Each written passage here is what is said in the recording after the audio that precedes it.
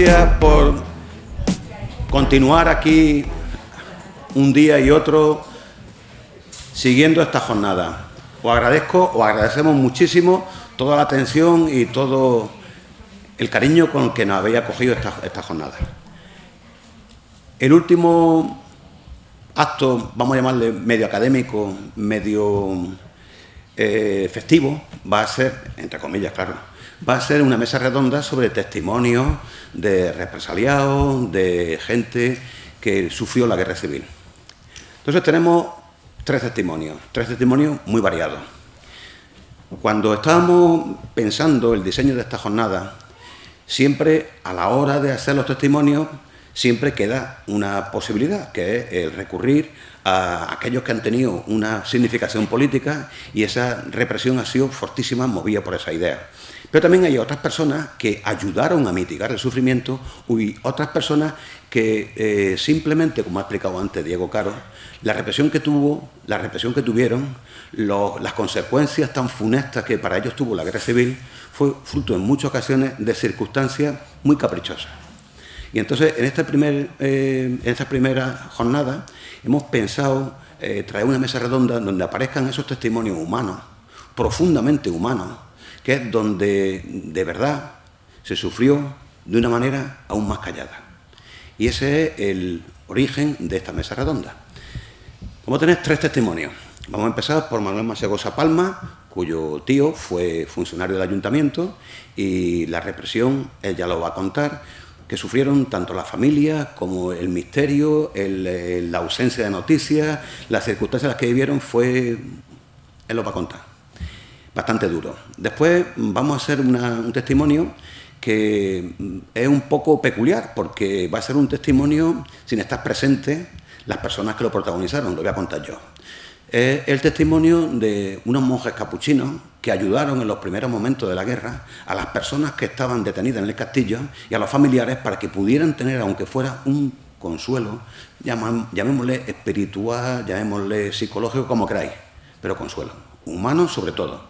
Y nos gustaría que se reconociera esa tarea tantos años después en unos documentos que están en el archivo, y eso es lo que nos van a servir como comprobantes de estas circunstancias, de esta tarea. Y después va a ver el testimonio de una mujer de la que hablará Ifi y de la que estará presente su nieta Alba, que está aquí al lado mío. Así que ellos son los protagonistas en esta jornada final y en este acto final que vamos a tener para esta jornada. Comenzamos. Tiene la palabra Manuel Masegosa Palma.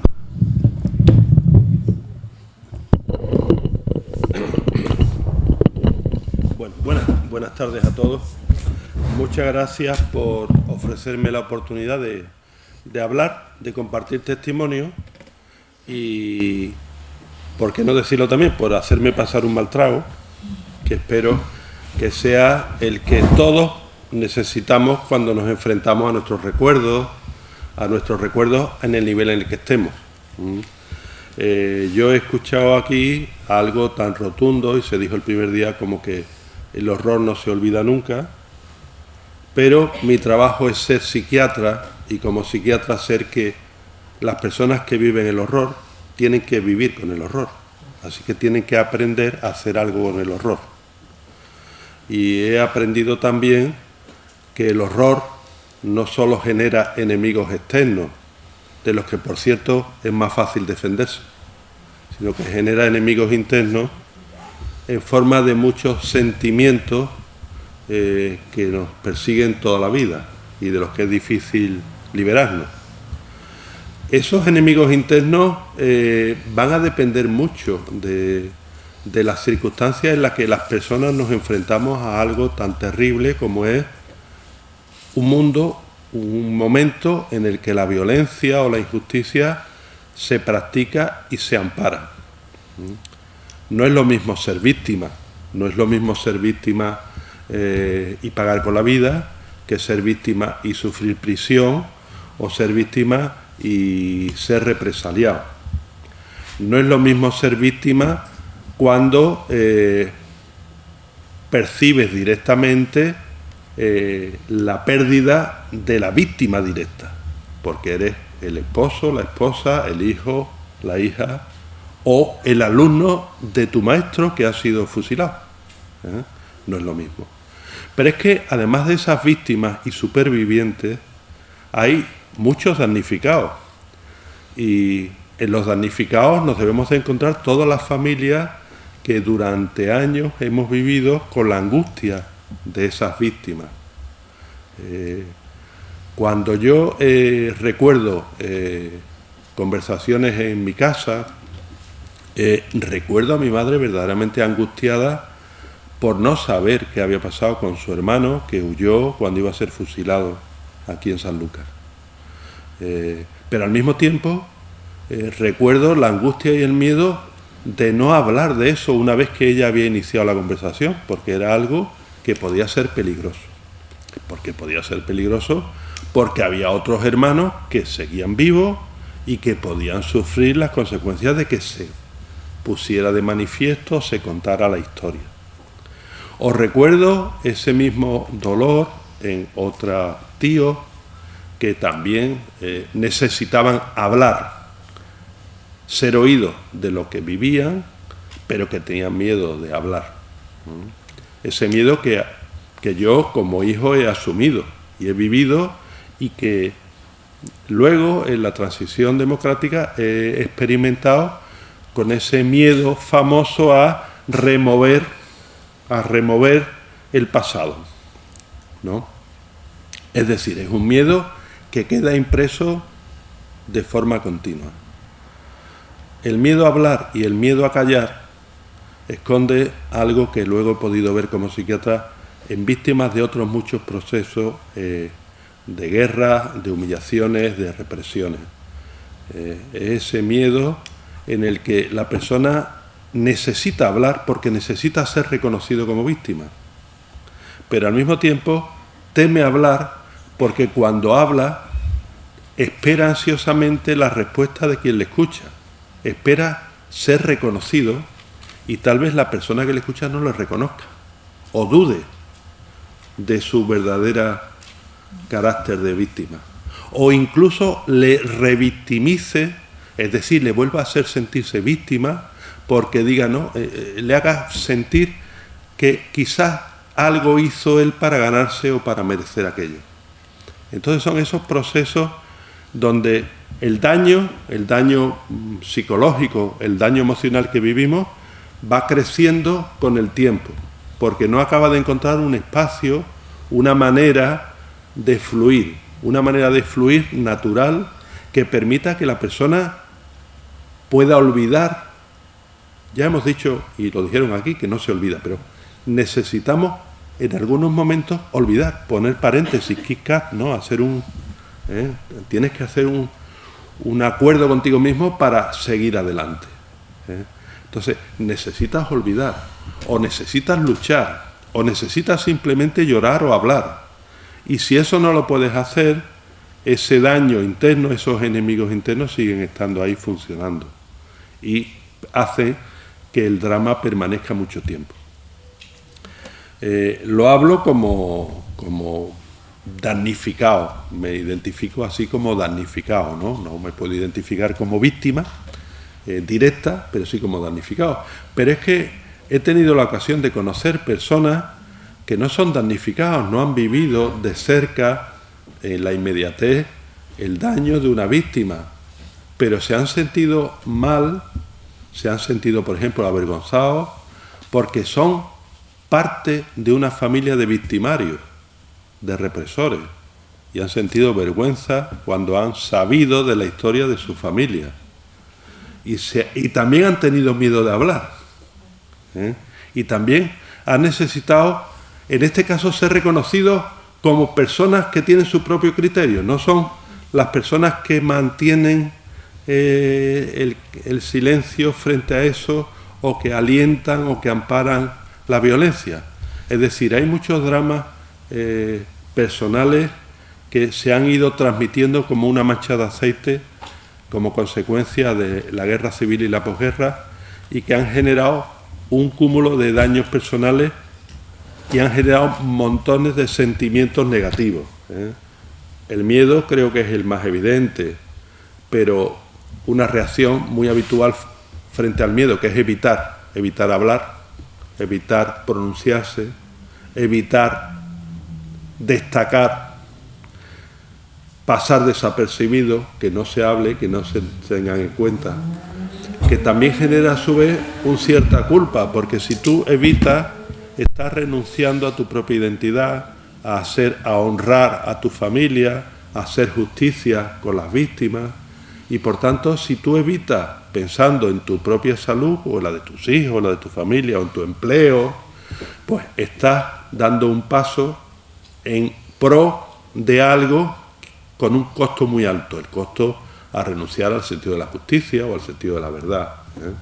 Entonces, esos conflictos internos, esos enemigos internos siguen creciendo con todos estos procesos sociales, ¿eh? Por eso, el movimiento de memoria democrática creo yo que es un movimiento que necesita dar espacio y dar voz, porque hace falta hablar mucho, porque primero hay que poner fuera, hay que explicar, hay que exponer, hay que expresar los sentimientos y luego intercambiar las emociones para ser capaces de llegar a resultados, a acuerdos, a procesos sociales en donde se pueda claramente deslegitimar la violencia o reconocer como algo inadecuado, reprochable, la desaparición, para dar importancia al efecto psicológico que tiene la desaparición, porque la desaparición del cuerpo es lo mismo que la desaparición de la memoria.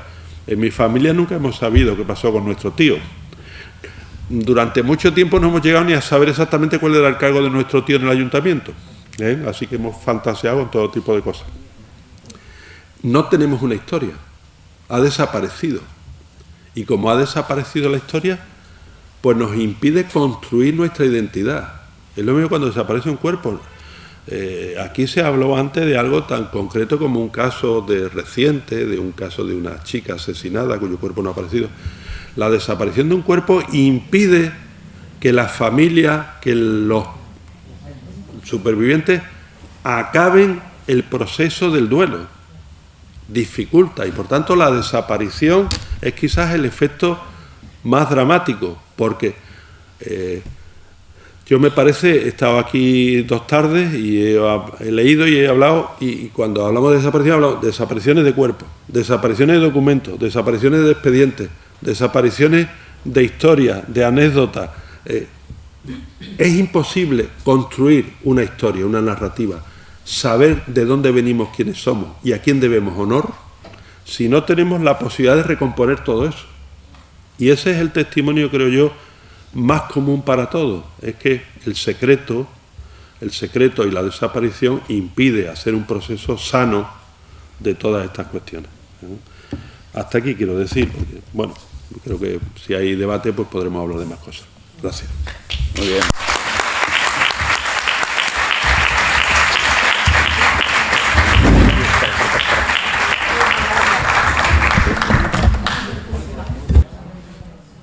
Esto es una exposición muy peculiar, porque se trata simplemente de atestiguar con unos documentos del año 1936 cómo unos frailes capuchinos ayudaron, aunque fuera simplemente, a llevar comida, consuelo y ver a los familiares que estaban detenidos en el Castillo de Santiago.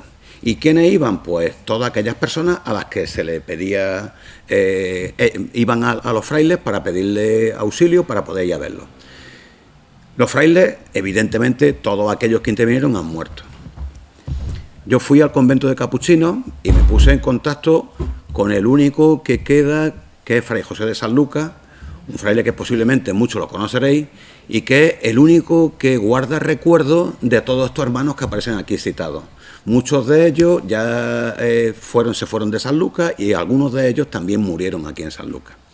Pero él recuerda, en algunas conversaciones, por ejemplo, decía lo que le hicieron sufrir al farista, a la familia del farista, de Serafín de Castro Caballero, que lo veremos aquí, y lo que le hicieron también al Chato de la Ejeza, como dicen aquí, y a su familia.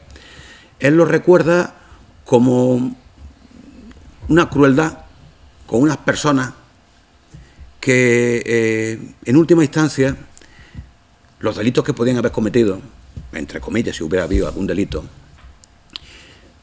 estaban siendo cruelmente castigados hasta el punto de que afectaba todavía más a las propias familias. Hablaba de la mujer, hablaba de la hija, hablaba de la gente cómo se acercaban llorando, y esos son testimonios referidos de los que estuvieron en estos documentos.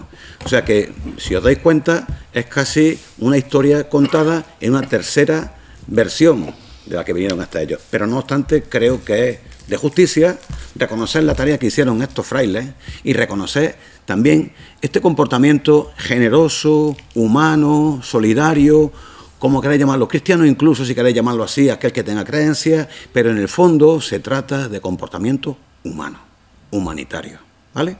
Vamos a dejar constancia de sus nombres. Aquí tenemos el primero, que se trata del padre capuchino Pedro de Purchil.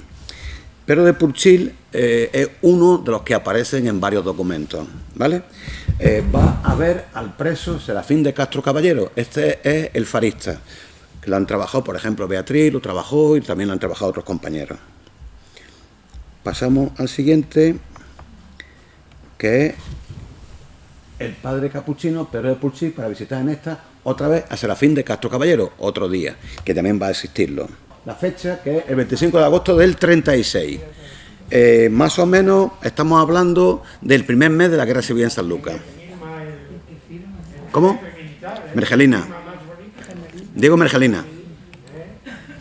Se autoriza al capuchino padre Serafín de Ausejo para ver a otro preso distinto, Manuel Aguado Oliva. Os vais dando cuenta que muchos de ellos son distintos frailes con distintos presos. Al final veréis que hay una especie de salvoconducto para que los frailes puedan ir cuando quieran a visitarlos, porque ya está bien de darle un pase y otro, ¿vale?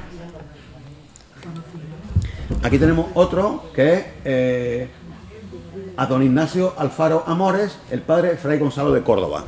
Y le dice, y a don Rafael Rodríguez, que le acompaña.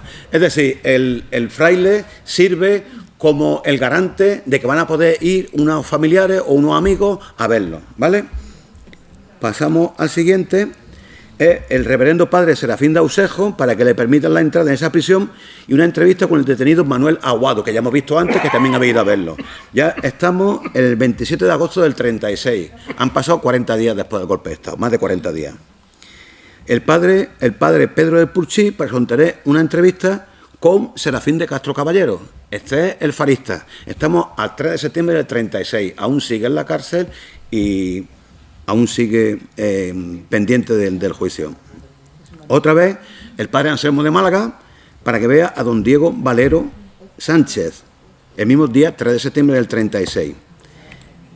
Ahora, pues, fijaros en esto que me pareció de una crueldad enorme. Por el presente quedan autorizadas la esposa e hija del detenido don Serafín de Castro Caballero para celebrar una entrevista con el mismo esta tarde de 3 a 3:15. 12 de octubre del 36. Este hombre lleva en la cárcel, lleva detenido desde prácticamente los primeros momentos del golpe de Estado, en julio del 36. 15 minutos.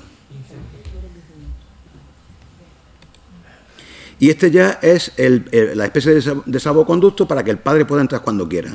Autorizo al padre Pedro de Purchil para que pueda visitar a los detenidos de esa prisión cuando vea, cuantas veces vea conveniente. ¿Vale? Autorizo al padre Anselmo de Málaga para visitar a los detenidos de esa prisión cuantas veces estime conveniente. Y esto ya estamos en 23 de octubre, sí, arriba, 23 de octubre del 36 arriba. ¿Vale? Y el último es un párroco de aquí de San Lucas que también va a verlo, el presbítero don Francisco Casado Ramos y al acompañante don Antonio Palacio para ver al detenido Manuel Ochoa Claros, creo que es el nombre que se veía ahí.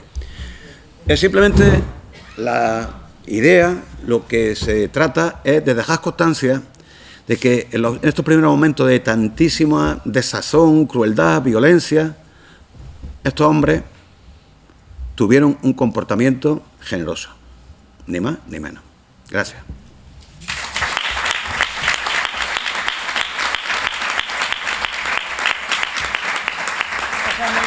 Pásame el micrófono. Bueno, la verdad es que este lo tenía que hablar Alba o Antonia, que es su hija, que Alba es la nieta. Pero la emoción no pueden hablar. Entonces, esta historia, pues un día preguntando a ver quién conocía a mujeres que habían sido represaliadas aquí en Sanlúcar, Antonia me dijo que su madre. Y entonces un día pues tomamos café juntas, ella y María Ángeles, que es otra nieta, y me contó lo poquito que sabía. Y entonces, bueno, con eso yo elaboré una historia que luego la lancé por ahí, la han puesto hasta en Madrid, les gustó la historia y bueno, en fin, pues se la pasé a ellas y bueno, es una historia elaborada con lo poquito que ella recordaba. Entonces os voy a contar un poquito por encima de lo que yo hice, ¿no? Luego después a ver si Alba la animamos a que con la emoción diga algunas cosillas de ella, ¿no? Han ido diciendo aquí todos los historiadores que han venido por la situación del 36. Bueno, voy a repetir un poco, nada más que Sanlúcar, verdad que en aquella época yo siempre pienso en un mes de julio y de agosto, con todo el sol fuera, con esa iluminación que tendría la ciudad, con ese calor, qué horrible, qué nube tan negra, qué tormenta hacia las personas hubo en aquella época. Sanlúcar parecía negro completamente, ¿no? Una ciudad de 28.000 habitantes. Era, según el historiador José Luis Gutiérrez Molina y José Antonio Viejo, que está aquí, pues era la más representativa del Bajo Guadalquivir, en lo referente sobre todo a la economía social, la economía y lo social, ¿no? Y más allá de la riqueza estaba en manos de unas pocas familias, ¿no? Concretamente entre 51 familias y todas unidas por una endogamia, por lazos familiares entre ellas, ¿no? Había unos 1.600 jornaleros y unas 500 personas, pequeños propietarios que se llaman malletos, y los sectores económicos de la población pues eran eso, la agricultura y la pesca, ¿no? Principalmente, pero sobre todo el sector bodeguero y la viticultura era lo que más primaba. Y decir pues que durante la Segunda República había aquí un sindicato muy fuerte, en el que prácticamente todos los trabajadores pues militaban en él, que era la CNT, un sindicato anarquista, ¿no? Y lo digo esto porque de ahí va a venir estas personas que han nombrado tanto, lo han nombrado aquí Diego Caro como José Luis Gutiérrez Molina, que eran Rafael García, Antonio González llamado Rubito y José Cao, que eran representantes y líderes de la CNT, que van a tener mucha importancia en aquellos días del frente de la guerra. También decir que, bueno, contábamos con el libro de Manuel Barbadillo, Exilio, que habla de que la reacción de la población sanluqueña fue desorganizada y violenta, pero nada más lejos de la verdad. Cuando se ha investigado, no fue desorganizada, fue organizada. Y había el alcalde que estaba en ese momento en la ciudad, se llamaba Bienvenido Chamorro, que en el momento, en cuanto se oyen las voces de que vienen ya el ejército y que se ha sublevado y que entran por Cádiz, pues se pone al frente, pero sobre todo con la colaboración especial, el que más toma y obliga prácticamente a Bienvenido es Rafael García a tomar las armas, a incautar armas por la ciudad para hacer frente a lo que llegaba, ¿no? En principio se montaron una huelga general por toda la ciudad y aquí es donde va a entrar la historia de Rosa, ¿no? Se extiende la huelga y hasta las sirvientas salieron de sus casas. Nosotros pensamos que ella trabajaba en alguna casa de estas, ¿no? Estas muchachas las movilizó otra muchacha, estas mujeres, otra muchacha que era joven, que se llamaba Milagros Listán Bazán, que tenía 16 años y era la presidenta de las mujeres de servicio, ¿no? Dentro de una sociedad que se llamaba de herederas y oficios, ¿no? Se pone un vestido rojo, se pone en el cuello un pañuelo rojo y negro de la CNT, que era el distintivo de ellos, y se lanza por las casas de los señores a sacar a las mujeres, a las muchachas, a la huelga general. Fuera todas a la huelga general. En ese momento creemos eso, que Rosa estaba entre ellas, posiblemente trabajaba en alguna casa, pues sale a la huelga general y hace Rosa tenía en aquel momento 17 años, una chica nacida en 1919, una chica guapa y alegre, que tuvo la mala suerte de salir en una fotografía en la huelga general. Esa fotografía va a hacer que la identifiquen como ella o los vencedores unos días después. Bueno, decir que eso, que la resistencia aquí en Sanlúcar pues dura 3-4 días, lo que dura, ¿no? Cuando pasa eso empieza lo gordo, ¿no? Se destituye lo primero cuando pasa esto, lo primero que hacen es destituir a los miembros del ayuntamiento.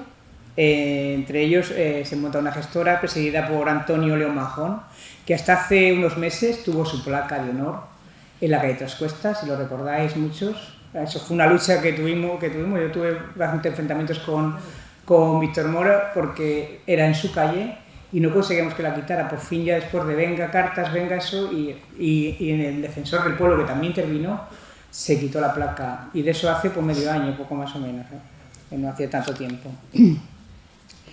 Bueno, pues después de todo esto, el alcalde piensa que van a entrar las tropas y que cuando lleguen a la plaza del Cabildo, donde estaba el ayuntamiento, ahí los van a vencer pues los municipales que están preparados, pero no es así, no es así. Ellos llegan allí a la plaza del Cabildo y los miembros de la Guardia Civil y los ¿cómo se llamaban? Los municipales, la Guardia Municipal, los carabineros, los carabineros, se unen a los militares y destituyen totalmente al alcalde y a los concejales. No obstante, el pueblo seguía en huelga y hubo varios intentos de tomar el poder. Desde las azoteas se paqueaba, se disparaba, ¿no? Hubo incidentes con la Guardia Civil en Trebujena, como lo ha dicho antes Caro, que dio pie pues, a que luego fuera la represión más grande en Trebujena. Mataron a un guardia civil y hubo varios heridos que volvieron a Sanlúcar, y eso animó también a la población de aquí a la resistencia. Es decir, si en Trebujena han podido, nosotros también se animan, ¿no? Y también el caso del cabo Canalejo, que el 21 por la mañana sale y monta ahí a ver si reúne a los carabineros. Finalmente eso fue hasta el 21 de julio y ahí termina ya él retirándose por el cortijo huyendo y una desbandada por los campos de los que habían participado, ¿no? Por la tarde entran ya las tropas regulares enviadas de Jerez y se hizo algún frente en la Cuesta del Ganado. Hubo 12 muertos, o sea, una casa completamente por equivocación, pues matan a toda la familia entera. Hay 12 muertos y más de 20 heridos. Siempre del bando, digamos, republicano, sería un bando, ¿no? De los republicanos, ¿no? Ese fue el final ya de la resistencia. Y a partir de ahí empieza ya la gran represión, una represión, como hemos dicho, sistemática, controlada por los delegados gubernativos de orden público, siguiendo las pautas del general Mola y de Queipo de Llano. Que claro, según Mola, se necesitaba una actuación de extrema violencia para reducir lo antes posible al enemigo, que estaba fuerte y bien organizado. A los directivos de los partidos políticos, a sociedades, a sindicatos, debían aplicarse castigos ejemplares, ¿no? Bueno, pues empieza esa gran represión, también con las mujeres, que es lo que nos lleva aquí, ¿no? Con las mujeres también se practicó esa represión, quizá menor que en los hombres en el tema de los juicios sumarísimos, que por cada a lo mejor 100 hombres había 4 mujeres. Pero la represión fue con ellas de otra forma, ¿no? Pura Sánchez, que es una escritora, también amiga nuestra de Club de Lectura, que venía muchas veces por aquí, también de la memoria, escribió un libro que se titula Individuos de dudosa moral, donde nos habla eso, de lo diferente que fue la represión comparada con los hombres. El modelo femenino tradicional había sido cuestionado y transgredido durante la Segunda República, y por lo tanto las rojas tenían que sufrir un castigo ejemplarizante, y no solo tener un delito por tener un delito político, sino siquiera aluden a ellas como mujeres o como ciudadanas o como señoras, sino en las fichas de ellas las llaman individuas o sujetas de dudosa moral. Las mujeres fueron represaliadas con insultos, golpes, violaciones, tuvieron que soportar una durísima violencia simbólica para que sufrieran la humillación de su dignidad como mujeres. Por eso las raparon el pelo, les hicieron tomar aceite de ricino, las desnudaron, las pasearon por los pueblos, por las calles principales, expulsando pues la incontinencia de sus intestinos por motivo del aceite de ricino, que es lo que provocaba, ¿no? y esa forma con un lazo rojo en la cabeza, con 4 pelos que les dejaban para humillarlas y hacerles hacer el ridículo de esa manera, ¿no? De esta forma señalaban su camino, del que nunca tenía que haber salido, el orden patriarcal, católico, y vivir entregadas al cuidado de la casa y sometidas a la voluntad del marido. Así se les recordaba dónde estaba su sitio, eran devueltas a sus hogares y a la invisibilidad como mujeres, y su ejemplo serviría de escarmiento a otras en lo sucesivo, no solamente a las rojas, sino a las que estaban también en la dictadura. Fue un ejemplo y todos los que estamos aquí de una cierta edad pues lo hemos sufrido, ¿no? Nuestras carnes, ¿no? Y estas mujeres pues tenían nombres y apellidos, y es el caso de la que estamos hablando, de esta mujer que se llamaba Rosa Rondán Rodríguez, que a los pocos días del 21 de julio empieza a ser ya pues detenida y llevada al Castillo de Santiago para ratificar su actuación durante los días de resistencia. Ha salido su imagen en el periódico, ¿no? Sale en un periódico, la fotografía, y ella siempre negó que era ella porque la cara estaba vuelta hacia un lado y no se le veía bien la cara, y decía que no era, pero no valió con eso, fue rapada, purgada y paseada por la ciudad para intentar deshumanizarla. La llevaron hasta 7 veces al castillo, pero ella siguió negando que la imagen del retrato fuera suya. Quizá esta negativa le valió para librarse de la cárcel luego y desde luego al no poderlo demostrar. No pudieron hacer ya nada más con ella, pero ya la habían dejado fastidiada, ¿no? Y tocada, ¿no? Milagro Listán, que fue la que lideró el golpe, o sea, la huelga con las mujeres, ella sí tuvo un juicio sumarísimo, fue a la prisión central de Gerona, donde estuvo presa hasta el 41. También fueron rapadas Alicia, la mujer de la librería, otra señora que yo, hablando un día con unas amigas de la piscina, dice, pues mi abuela también, que se llama Encarnación Romero, y es que hay tantas, y si conocéis más casos, y nos lo diciendo, para irlas poniendo en su lugar y darles visibilidad a ellas, ¿no? Como dije hace unos meses, pues Antonia y María Ángeles me contaron eso mientras tomábamos un café. Antonia es una gran luchadora por los derechos sociales y quizás fueron heredado por genética, igual que Alba, ¿no? Me contaron un poco porque su madre nunca más habló de aquello. La enmudecieron como hicieron con muchos y con muchas. Lo que jamás hizo fue dejarse fotografiar por nadie. Ella ver una máquina e echaba a correr. Nunca se hizo una foto. Esta es la única que conservan, esta que tenemos aquí, que ya de mayor le consiguió hacer esa foto, la que se conserva. Tampoco se dejó volver a cortar el pelo, ni siquiera las puntas. Siempre con su pelo largo y liado en un rodete y vestida de negro. Así permaneció siempre por vida. Nunca supieron si militó en algún partido político o en algún sindicato. Solo su hermano le dijo a Antonia, un tío suyo, que la raparon por comunista, pero no saben exactamente lo que era. Sí me cuentan que cantaba muy bien. Sería una forma de luchar contra las penas interiores que seguro que nunca la abandonaron. Y ese cante pues lo ha heredado aquí nuestra amiga, que es su nieta Alba, la genial cantante flamenca Alba Bazán. Ese ha sido el triunfo de su silencio y sufrimiento, el testigo cogido por su hija y por sus nietas, la lucha por la justicia social. La historia de Rosa y de muchas otras es la historia de aquella España negra, de las mujeres que guardaron silencio, de las mujeres que lucharon contra el hambre y la miseria, de esa tapia de silencio que supieron levantar los vencedores ante el miedo a perder la vida o la libertad. Por eso, entre otras razones, tenemos que romper el silencio al que vivieron sometidas, conocer la verdad para intentar reparar ese daño y ese sufrimiento que fueron y pasaron ellas. Así que le voy a preguntar a Alba algo, el que dice, porque ella no quiere hablar por el sentimiento, pero yo creo que ese cante que esta mujer hacía, algo le transmitió, porque ella estuvo, ¿hasta cuándo viviste tú con tu abuela? ¿La conociste? Venga, Alba. Pues yo soy la hija de su hijo más pequeño. Ella fue madre la última vez con cerca de 50 años. Y cuando ella falleció yo tenía 13 años, pero desde que tengo uso de razón, siempre he vivido con ella, los veranos, cuando mis padres trabajaban. Ella ha sido como mi segunda madre. Es que... Perdón. ¿Y el cante vino de ella también algo? Sí. Bueno, pues vamos a aplaudirte porque no voy a hablar, venga, ya. Y Antonia, que está allí, Antonia está emocionada, veo limpiarse las lágrimas, está allí, levántate que te vean, Antonia. Al fondo está la última que está en el fondo, Antonia. Y para ti también un aplauso porque sigue sigue en la lucha social y política, Antonia.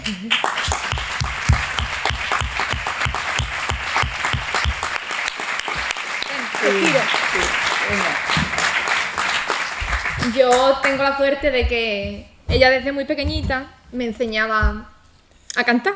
Tengo una foto con 2 años que me la regaló mi tía y con 2 añitos, vamos, que se me ve, no sé si llego a los 2 años, y me aprendía las coplas enteras porque me ponía en la marquesina con ella y desde ahí yo creo que viene mi vocación a cantar. También porque a ella le gustaba mucho el flamenco, le gustaba cantar, pero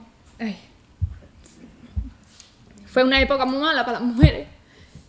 Y... Joder.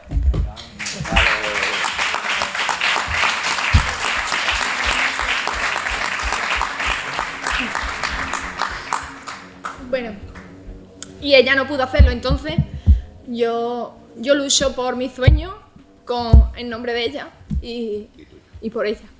Muy bien, muy bien. Muy bien, muy bien.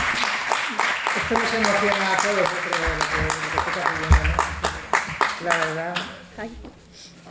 Que bueno, estamos ansiosos de escucharla cantar. Le ha preparado unos fandangos la letra un compañero de la memoria, que es Diego Fariña, que está aquí también. Le damos un aplauso.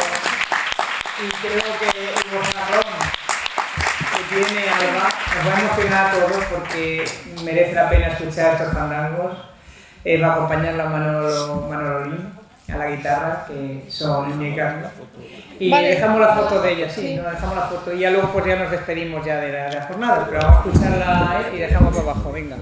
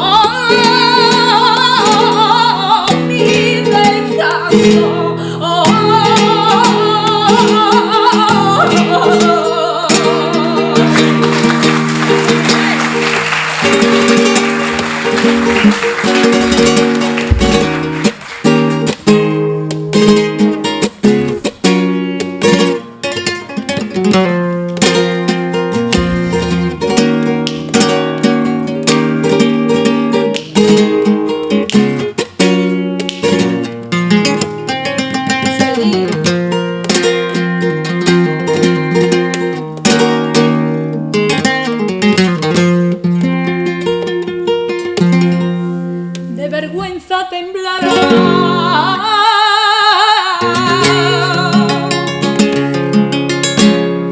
Lo que escondía tu silencio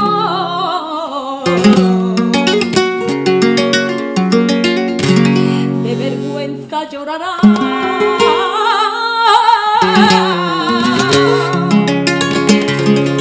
El tiempo dará el consuelo.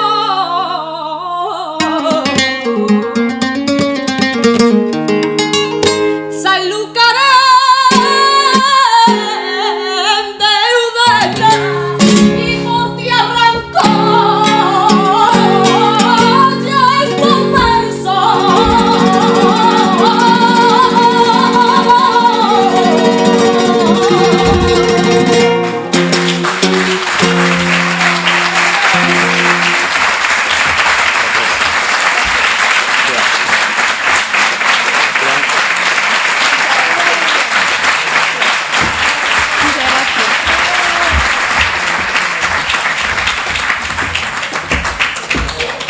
Un final mejor. Queda la hora de dar los agradecimientos. Empezamos por Alba, por Lynn, por por la madre de Alba, su tía, todas las personas, por la familia de Masegosa, por los frailes, por todos aquellos que han estado presentes en estos momentos finales. También por todos aquellos que nos han acompañado a lo largo de estos días de los que hemos ido hablando. También por la memoria contraria al olvido. También porque no debemos olvidar que memoria no significa venganza. Memoria no significa venganza. Memoria significa recuerdo, justicia, pero no significa venganza. Lo repetiremos una y otra vez. Y para clausurar esta jornada es necesario que salgan todas las personas que han estado trabajando. José Antonio Viejo, Juan Romeo, que han sido del miembro del comité organizador. Por favor, vengan aquí y vamos a ir viendo uno a uno. Que venga también Vicente, Luisa, que han estado trabajando, Ifi, que ha estado con todos nosotros. Y por supuesto, nuestro presidente Manolo Rodríguez, que está aquí acompañándonos y siempre ha sido el que nos ha guiado con su ejemplo. Manolo, venga, por favor.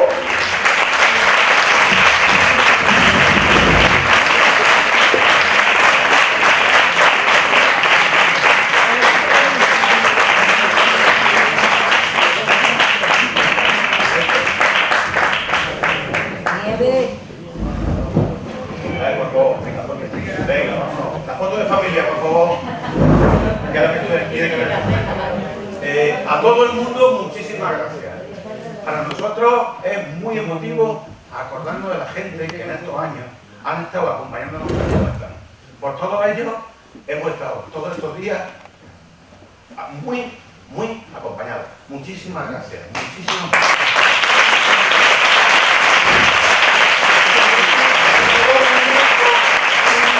Un momento. Y por último, hay que ser bien...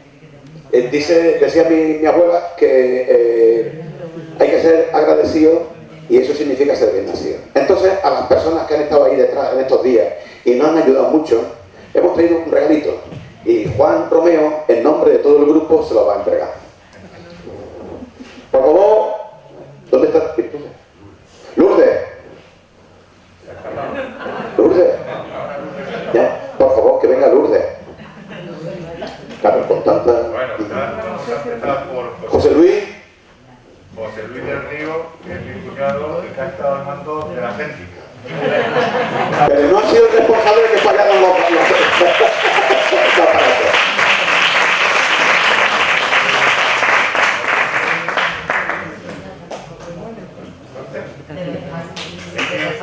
Se trata de un libro que está dedicado por su autor y por eso hay que darlo personalizado.